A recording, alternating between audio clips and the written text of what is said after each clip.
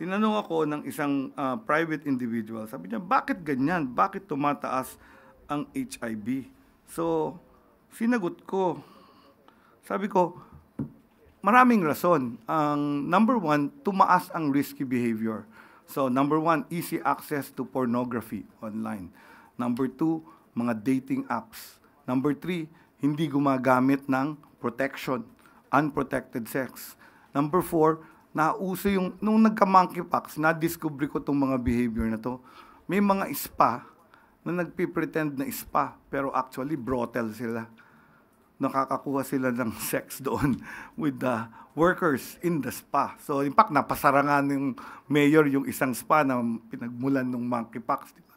So hindi ko alam na may ganun na. Yung batas natin for testing of female sex workers, nakalagay kasi sa batas, female sex workers. And 95% of our HRB are men having sex with men. Hindi sila natetest. So, baka kailangan din nating balangkasin yun, Yusek Claire, no? Kasi batas yun eh.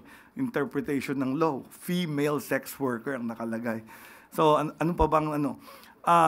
Yung stigma na sinabi mo kanina, ayaw nila magpa-test, natatakot sila. And the fact na mga bata ito, ang feeling ko, it's about the raging hormones of an adolescent.